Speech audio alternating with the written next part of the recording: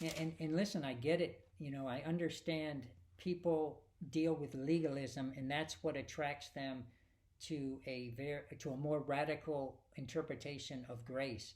I understand that thoroughly, because under legalism you don't find any rest.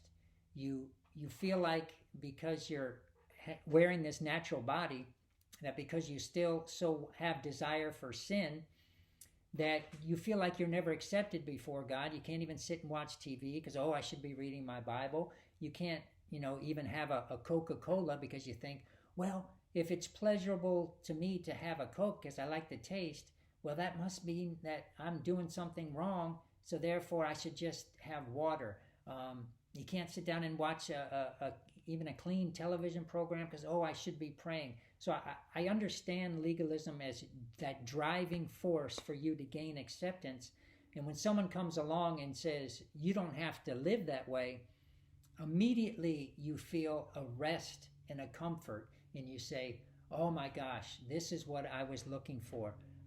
Jesus came to give rest, and now I have rest. I no longer have to be concerned with trying to earn my salvation, which sounds pretty good on the surface, but the problem is it's just the other extreme. It's just the other ditch, because now you're not going to be able to separate out for yourself, okay, well, how do I continue having that rest without then justifying doing all the bad things? Because trust me, like a drop of water on a rock, eventually over 1,000,000 years, that drop of water breaks through.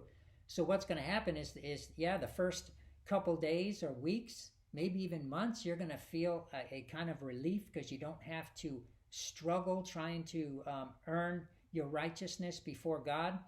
But what's going to happen is pretty soon you're going to start accepting more and more things that are unacceptable. And then whenever your conscience tries to say, oh no, you shouldn't do that, you're going to be tempted to think, oh no, that's legalism. So right then and there you see this beginning of it being distorted. Matter of fact, Jude talks about that, turning the grace of God into lasciviousness. So if your understanding of grace is now, I can kind of live a sinful lifestyle and still be saved, you've now turned it into lasciviousness. And here's the problem.